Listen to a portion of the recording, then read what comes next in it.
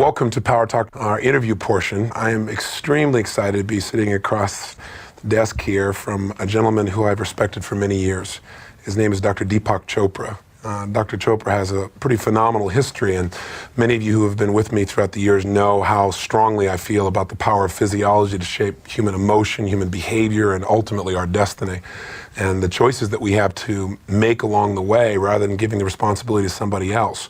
So to be with Deepak Chopra, I just want you to know this man, I believe, is one of the living masters in being able to teach people the fundamentals of what reality really is beyond the physical body, what really shapes our lives. So it's really a privilege to be with you, Deepak. It's a privilege to meet you, Tony. I've admired you for a long time. Well, thank you. We're here in Lancaster, Massachusetts, and we're at the Ayurvedic Center, Health Center here. And I think maybe what we could do is start out by just giving people a little bit of your background. You have a very traditional medical background, and yet now you're considered by most to be, I think, the foremost expert in the area of understanding mind-body medicine or psychoneuroimmunology. Why don't you give us a little background? Where did the shift happen for you? The shift happened a while after I had been in practice. I was an academic to start with. I was teaching at Boston University School of Medicine and at Tufts, and for a while at Harvard. And that part was so exciting from an intellectual point of view and so challenging that I was very happy doing that. But when I really started going into practice and seeing patients, I found that the academic intellectual challenges, exciting as they were, really had very little to do with how people got well.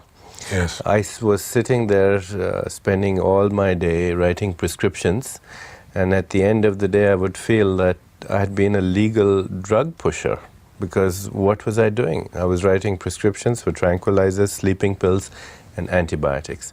If I ever told my patients, listen, maybe if you stop smoking or cut down on your alcohol or changed your weight, perhaps we could wean you off some of these drugs.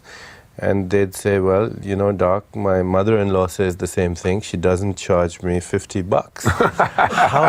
How do I do it? And if you look back, you realize that medicine perhaps has all the answers, but it doesn't have the technologies to make people want to change. Yes. Or even if they want to change, doesn't have the technologies to show them how to change. Yes. It was very frustrating.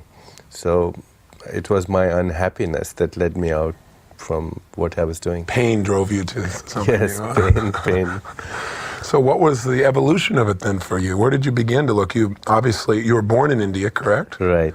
And so was your experience, your exposure to Ayurvedic medicine back then, were you going back to your roots? What triggered you to go there for the answers?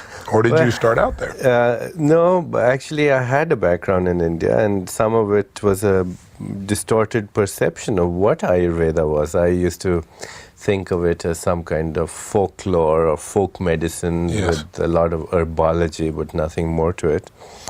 In 1980, I started practicing transcendental meditation. In 1985, I was at a medical conference, and Maharshi was there in Washington. And after the conference, he sort of asked me to come to his room, which I did out of politeness more than anything else, because I wasn't interested in anything that had to do with quote-unquote mysticism. Yes. And I found him to be a very practical man. And we talked for a while, and he said to me that I should look, with my background in medicine, I should look into Ayurveda. I was polite enough to say that I would, but I didn't mean to. I left the meeting, and I went to the airport to go home. And at the airport, I met an old friend of mine from medical school, and he handed me a book. He said, this is about Ayurveda. Maybe you find it interesting. So I said, there's some message here. Yes. I read the book. It was fascinating. I went back to Maharshi. I said, send me to India. Let me meet all the people who are experts in it. I really want to get into this. And I did. Wow. Now, at that time, were you the chief of staff at New England? Yes, I was. They must have thought you were crazy. Yes, I was. And initially, the response was, yes, that I was off the wall. My partners didn't know what I was up to. Some of them were even embarrassed about all the things I was engaged in. But I didn't care anymore. You're on a mission. I was on the mission, yeah. Now, what began to make you believe that you really have found some answers here beyond your traditional medical training? For one thing, I was able to influence people in a way I had never been able to do it. I was able to make them lose weight or stop smoking or give up alcohol, to make them want to be healthy. And then I started seeing some dramatic remissions in illness, in chronic illness. I'd have patients come here, for example, and they'd be taking 15 medicines, about 10 for their problem and 5 for the side effects from the medicines that they were taking. And within a week or two, we'd have them off everything, and they didn't have this problem anymore. They'd have bronchial asthma for 15 years, and now they don't have it anymore. Or they've been taking drugs for arthritis for 10, 15 years, and it's not there anymore. And then when we started seeing occasionally a dramatic remission and somebody would say cancer, you start thinking, what's really happening here? Are we really, we've missed out on perhaps a few billion years of learning experience, because the human body, as it turns out, is an exquisite pharmacy. It makes every drug that Hoffman LaRoche makes and more. Better quality. Better quality, the right dose, the right target organ. No side effects. Cheaper. You have access to it, and all the instructions are there in the packaging. Yes. So I said, and it's evolved over billions of years of evolutionary time. All the mistakes, you can make the precise antibody for pneumococcus because some ancestor a few 100,000 years ago perfected that technique, and you have it inside your body. In your DNA. In your DNA. So why not use this huge library of information? So what prevents us from doing that? Interference. Social hypnosis? Yeah, it's the hypnosis of social conditioning. It's violation of basic, simple laws of nature that make our body function.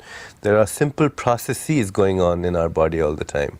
The simple processes are eating, breathing, digestion, metabolism, elimination, and something that controls all of these, and that's consciousness. Thought, at a very fundamental level, non-verbal, not linguistically structured and verbally elite and speaking in the English language with an Indian accent, but communication. But communication, at a cellular level. A network of communication, a network of intelligence, communication, and information, which is controlling all these processes. You get in touch with these processes, and you eliminate 95% of all disease. You can even reverse most of disease if you get in touch with these basic life processes. That leaves about 5-6% of disease, which is genetic. But even genetic disease is the stress of our ancestors. If we pay attention to what we're doing in our generation, we'll be doing the next generation a lot of good. Makes sense. You and I both know from our mutual studies and individual studies that the power of belief to change biochemistry, to change instantaneously the way the body responds to anything. It's that sense of certainty. And some people are trying to pursue it through affirmations and pumping themselves up, but rarely does that really give you the sense of certainty. Whatever we're certain about really in our heart of hearts seems to show up in our body. And I think I read once you said that the body is a printout of our consistent thoughts or our consciousness. Tell me, what is the biggest misconception that we have about the human body? What is the metaphor that we're using that's keeping us locked in where we're always at the effect of rather than understanding we're truly the cause of our experience? The biggest mistake is that we are steeped in the superstition of materialism. The superstition of materialism says that this world is made up of physical objects in space and time, and if there is such a thing as thought or consciousness, then it's the epiphenomenon of matter. In other words, if I have thoughts and feelings and emotions and desires and instincts and drives and likes and dislikes and passions and hatred, if I believe in God or heaven or hell or salvation or damnation or communism or feminism, all these things occur because there's the dance of molecules in my body. That biochemical reactions somehow produce the epiphenomenon that we call thought. That we are physical machines that have learned how to think. Well, in fact, it's probably the other way around. Not probably, surely the other way around. I don't think most people in our culture realize what a placebo is. I really don't the think word, in fact, of course, the placebo, the word comes from the Latin root, I shall please. Yes. But what a placebo is the mechanics of creation. Originally, when placebos were found, they were discovered with analgesics, painkillers. Yes. So, and somebody found that if I gave you something which wasn't a painkiller, but you thought it was a painkiller, if I told you, look here, Tony, this is something that's going to kill your pain, and even inside there was nothing, not even sugar, it was biologically inert, then you would make something that would relieve the pain. And in fact, I could give you Narcan, which is a narcotic antagonist, and block the effect of the painkiller. In other words, the conclusion of this was that when you believed you were killing the pain with this drug, your body was making out stuff that was more powerful than any heroin you could buy on the street. Wow. Millions, in fact, 40,000 times more powerful than any heroin, as a result of just the idea that this thing really works. Again, this is not an affirmation. This is not pumping yourself up. No. This is not trying to convince yourself. No. It's just somebody said, if you wear this garlic, I'll tell you what, you're going to have the pain disappear. Because you're going to smell so bad, you're going to run away. Exactly. But when people believe that, Yes. which means when they feel certain, they send the neurotransmitters out. They hold this thought to be true. That's it. That's it. They hold this thought to be true, then the body sends out this heroin, which is more powerful than anything you can buy on the street. But now, the interesting thing is, I go to somebody else and I give them the same thing, and I say, this is going to get rid of your ulcer. Now, to get rid of the ulcer, you don't make heroin. You can't make a narcotic. You've got to make a very specific molecule. It's called an H2 receptor blocker. It has to interfere with hydrochloric acid binding to the receptors. So it's a very specific chemical. Now, I give you the same thing that I gave the other fellow who made heroin out of it. Okay? Now, I give him this other person the same thing. He makes an H2 receptor blocker. I go to a third person and he has high blood pressure and I need to lower his blood pressure. And for him, he needs another specific thing, which is called a beta blocker. It's another molecule. And the two couldn't be more dissimilar. He takes the same thing and he makes a beta blocker. Placebos work in cancer. You can go to somebody and you can say, well, this is a very effective chemotherapeutic drug. Not only will the cancer respond, but because they think it's chemotherapy, their hair will start falling out. They'll develop bleeding in the gums, and their platelet counts will also drop.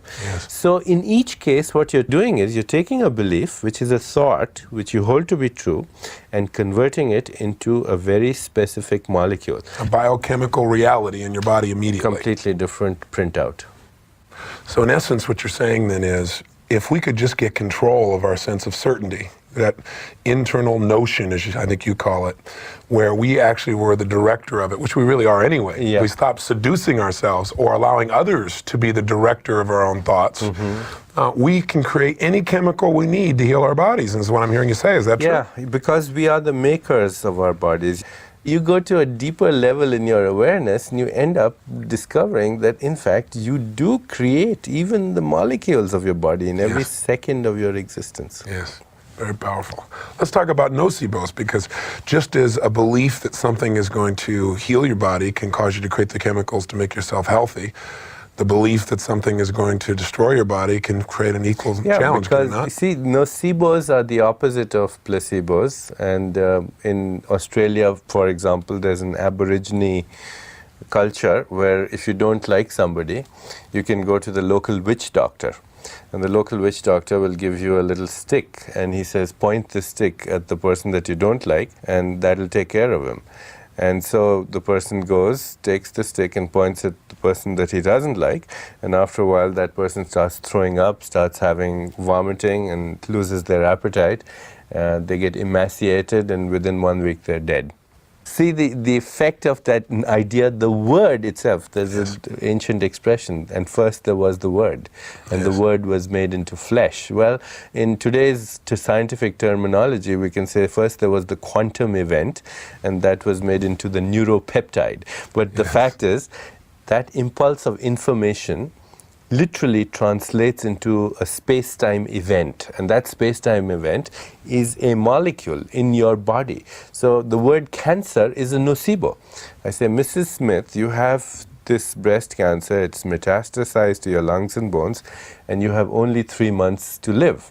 Now, if she is a believer and she's simple, then she'll take that information and translate it into that reality. When you say she's simple, you mean that she just accepts the doctor as knowing She what accepts the doctor. She has relinquished her power to the words that come out from her doctor. And who's a very caring man, and teaching what was taught him. Yes. Right. But see, the statistics, what we call medical statistics, could be collective nocebos. Yes. They could be collective nocebos. I have read something in a certain manual, a scientific manual, and the scientific paper says in this particular disease, lung cancer, the mortality is 90% in 6 months. Now, I have no way of knowing when a patient walks into my office in which category he falls or she falls. She could easily be in the 10%. But because I have this statistic which I read, I reinforce it. 90% chances are that you won't recover. Now, the poor fellow has gotten the wrong information because he could easily be in the 10%. In fact, maybe if we all started not employing these statistics, maybe the percentage would change. They would change. Yes. Because what the statistics are, a collective nocebo response. Powerful. Now, I remember you quoted in one of your books a study where they took, I believe it was rats, and they used camphor. Right. Why don't you share that study? That was very fascinating. Well, they took rats and they gave them injections of a chemical called poly-IC, which is an immunostimulant. It stimulates the immune system. And then they had them smell camphor at the same time. Right. And after a while, the rats would just smell camphor and stimulate the immune system. So neurologically, they'd been paired, or those listening, this is simply an anchor, as we call it. An anchor, as you call it, and neuro-associative condition response. That's right. As you would call it. That's right. Now, you take another group of rats and you give them something that destroys the immune system and have them smell camphor at the same time. After a while, they'll smell camphor and destroy the immune system. Now, you have two groups of mice or rats. In one group, if you expose them to pneumococci, they get pneumonia and die of it in a few days. If you give them carcinogens, they get cancer and die of it in a few weeks. Nothing happens in the others. The crucial difference between survival and death in these mice is the interpretation of a memory that they have linked to a stimulus. And again, I think the reason I brought this example up is this is not a conscious memory, as most people think in terms of consciousness, in terms of linguistics or communication. This is a neuroassociation, as we would call it. Yes, but it's not only a it's a cellular association. Yes, I understand. Because the whole body is at the deepest level. At the deepest level. Yeah. Because when I first started doing my work, one of the things I started to experiment with was taking people who had allergies and saying, listen, we've done this anchoring where you change what your nervous system associates to something, or probably more accurately, what your cells associate to something. We've done that with emotions. You think of your boss, and we should have had to condition it now so that instead of feeling this pain and worry or upset or anger or resentment, or automatically now you feel good. You don't have to think about it, it's automatic.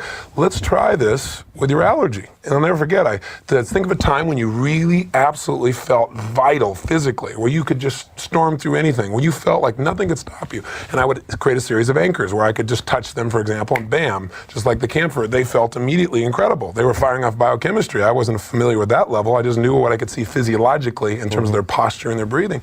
Then I'd say, okay, now we're going to bring this, element in. And we did a variety of things, cat hair and so forth. People had those types of responses. We would fire off the anchor, expose them, cat hair, fire off. Pretty soon, cat hair made them feel great. They weren't sneezing. They didn't have the response. And when I first started telling people that, they said, oh, this is anecdotal.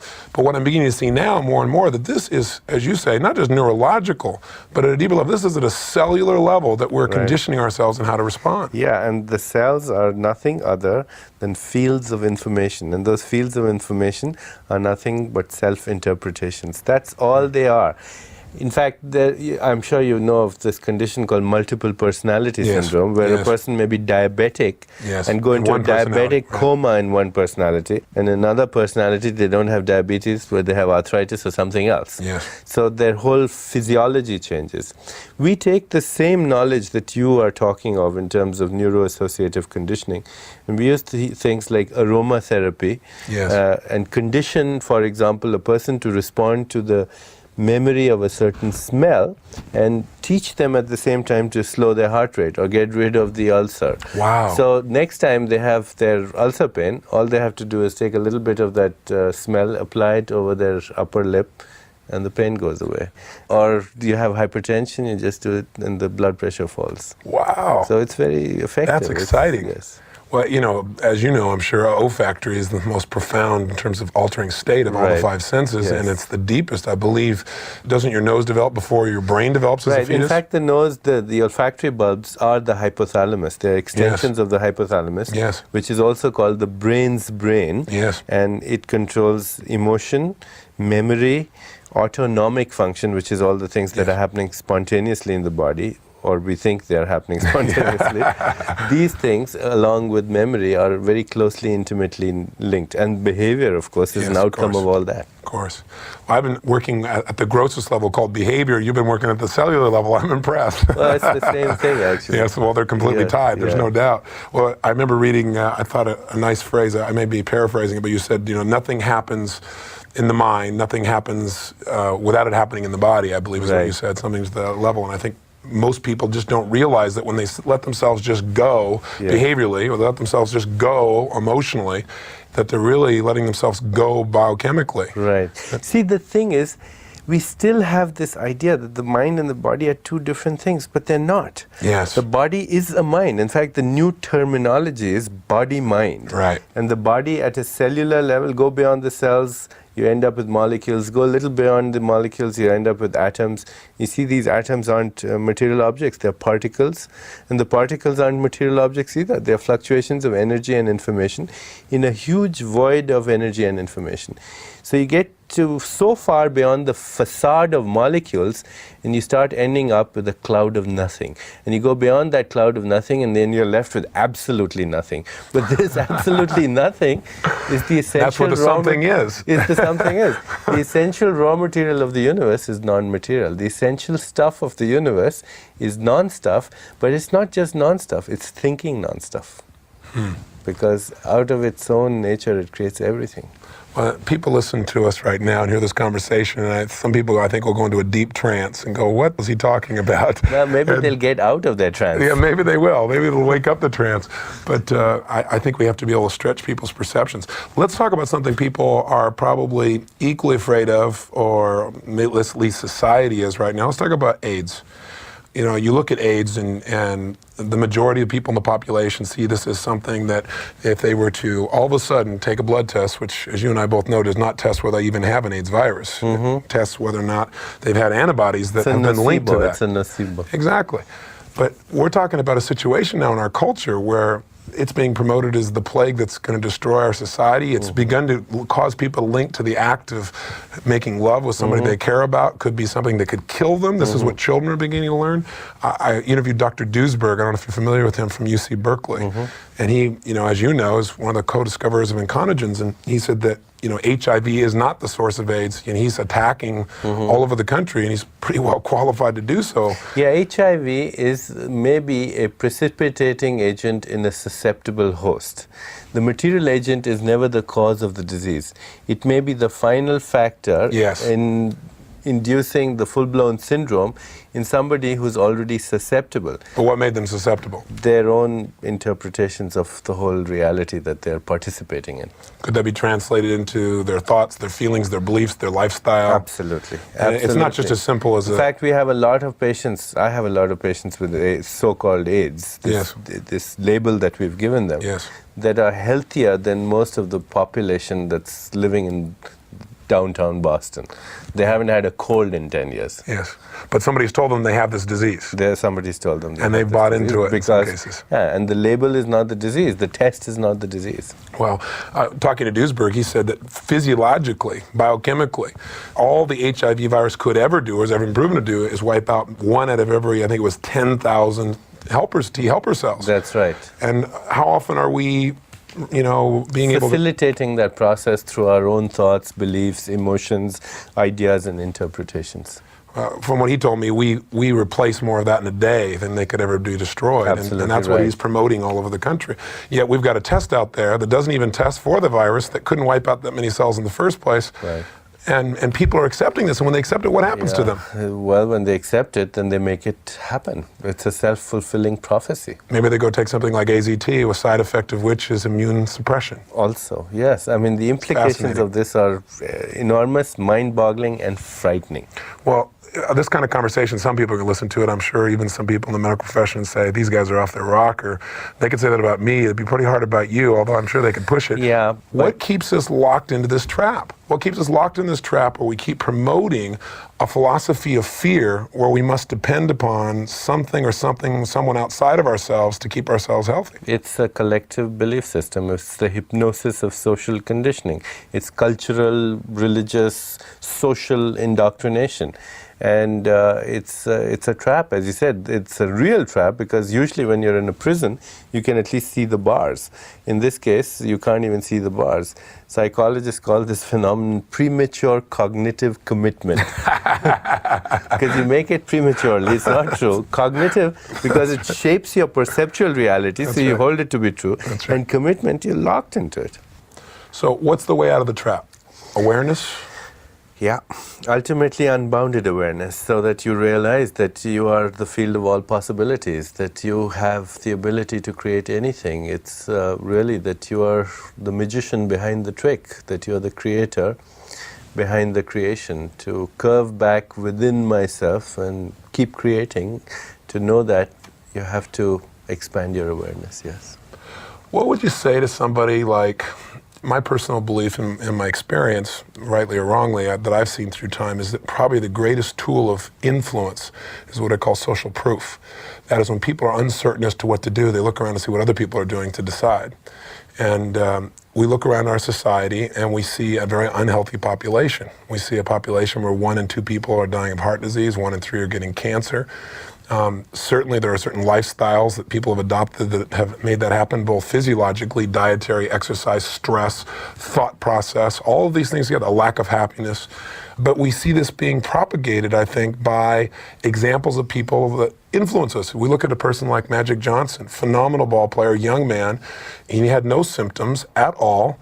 He went to go get a life insurance policy, which is part of what he's doing to protect his financial background, and he takes a test that I was just reading in the Congress Office of Technology Assessment. Dr. Larry Mike says that 9 in 10 times the test where it says you got a positive finding is wrong if you're a heterosexual.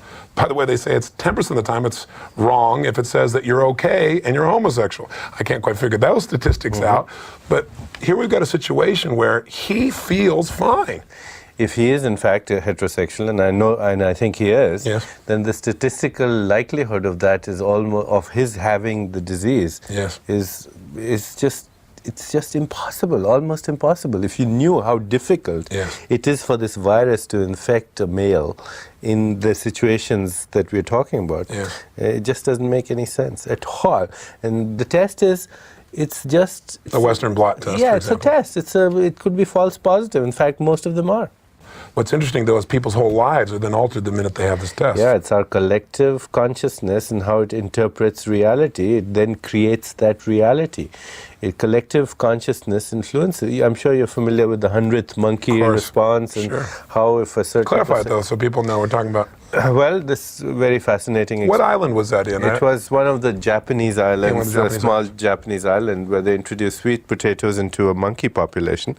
And the monkey population is unable to swallow these potatoes because they're mixed with sand and grit. And it takes about 6 months, and then in the first time it happened, one young monkey figured out that if you could take the potato and wash it in the stream of water, you could eat it. Yes. So immediately some of the younger monkeys started following this potato washing technique, but some of the older ones had to wait and see if this was a new cult or something that had sprung up in the monkey population. In any case, once you reach a certain threshold, and it's not very much, it's 1% or so of the population that's practicing this particular potato washing technique. Then if you cross that threshold, then suddenly the whole behavior of the entire population changes. And this was on other islands as well, true? Other islands. So where there was no communication between the monkeys where they could be modeling each other visually. Absolutely. So 99 is a metaphor. The 100th monkey joins the force, and then suddenly, because a certain threshold has been reached, yes, everybody believes that that's true. And we see that in science. We even see that at the level of fashion. Yes. You know, and not only where people are seeing it because the media is exposing it, but where things will just spring up in different parts of the world where there has not been any communication. Different scientists all of a sudden have the same breakthrough who have not been talking to each other. In fact, I think it's the mechanics of evolution. We are reaching a stage where Jonas Salk said, we've finished with biological evolution. We're in the midst of metabiological evolution, which means the evolution of consciousness. And ultimately, of course, the evolution of consciousness of consciousness. So we are at a stage where ideas are becoming the evolutionary force rather than genes. Yes. Genes were packets of information, but they've done their job. Now ideas become the memes. The word is memes because memory and memes.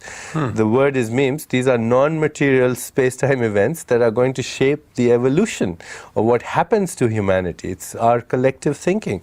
Now, I was at the Berlin Wall when it fell down. I happened to be in East Berlin, and everybody was celebrating that day. The divisions between East Germany and West Germany had fallen.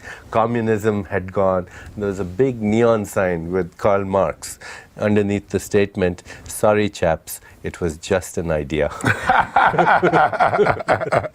Oh, I love it. But human beings, out of their need, I think, for a sense of certainty, my personal belief is, I think you know from exposure to my work, is that everything that drives human behavior at some level is the need to avoid pain, the desire for pleasure, at least at the level of behavior.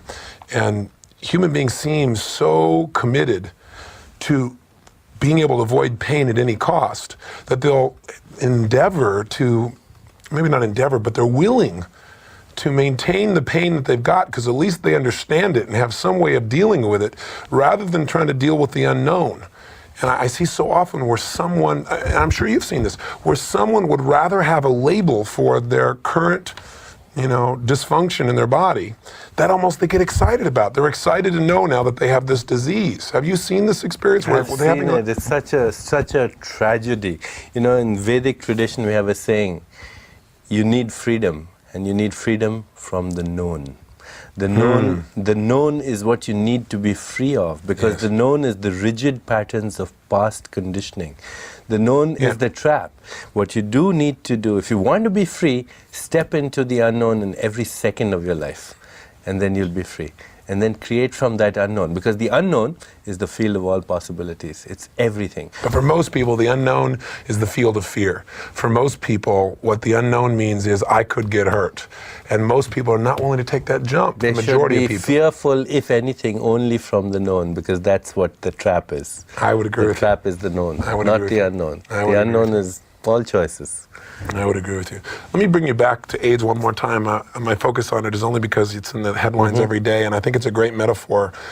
Going back to somebody like a Magic Johnson, they convinced him, of course, to take AZT, which, Horrible travesty. What does AZT do to the body? AZTs will destroy the immune system even more.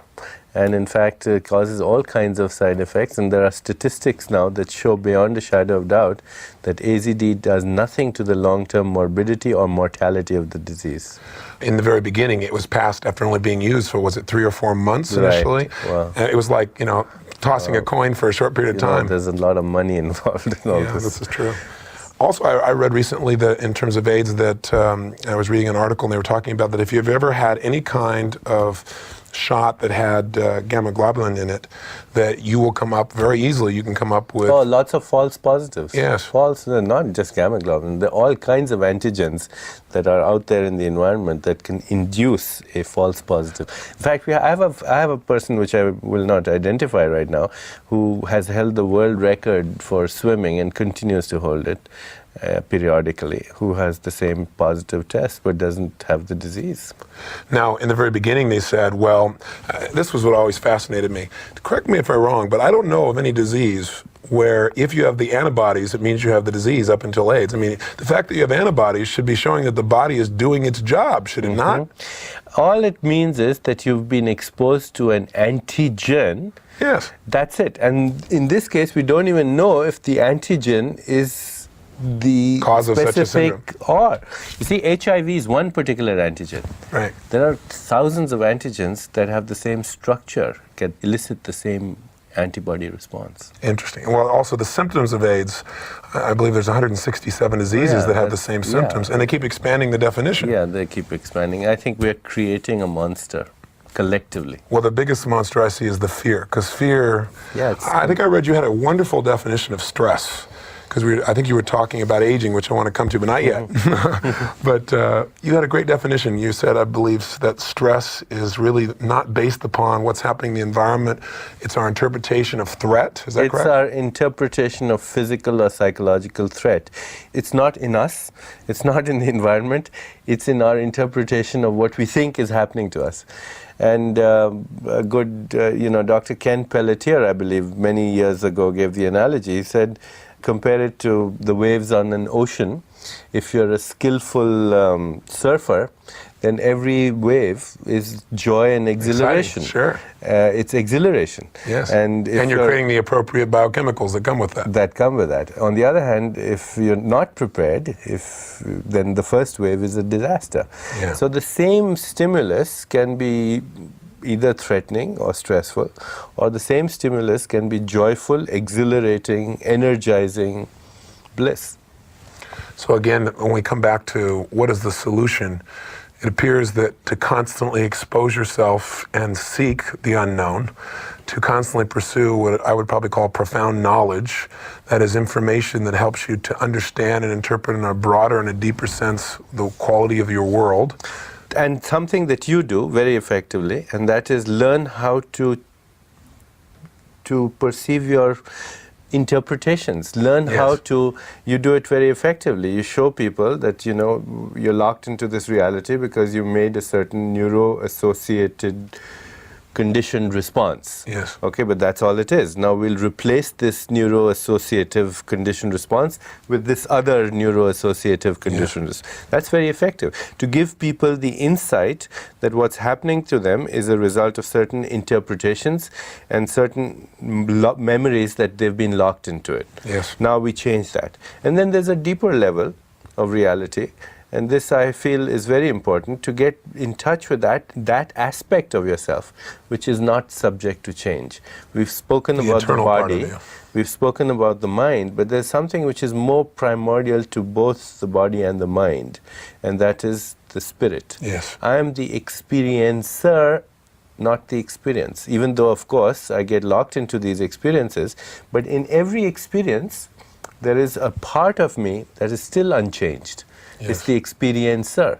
If I can find the experiencer in the midst of every experience and get in touch with that experiencer, I'll discover that the experiencer, the original experiencer, is just a silent witness that never changes. It's that non-changing part of myself. And that's the part of you that's without fear. That's part of you that's without fear, because all fear ultimately is the fear of change. It's the fear of mortality. And that part of you is immortal. It doesn't know any kind of change. It's absolute. Well, it's interesting if, what we're really saying is that consciousness really is what shapes all forms of destiny, physical, emotional, psychological, spiritual. Yes. And that in essence, if we choose to finally realize that we can direct that consciousness, that we can direct everything we experience in life. Yes, consciousness is a field of all possibilities. It's pure potentiality. Einstein defined the field when he was talking in terms of space-time field matter analogies. He said, in the new reality, in the new physics, there's no place for both matter and the field. The field is the only reality. And the field, instead of being an actual model for space-time events, it's the continuum of all possible states of energy and information that subsequently manifest as space-time events. And I am the field. When you say you're speaking of the unified field, or are you speaking of what people call the unified field? Yes, I'm speaking of the unified field. In my, all of matter ultimately boils down to force fields, and these force fields are also information fields. Yes. Ultimately, they come from the field, which is one unified field from where everything comes. And my basic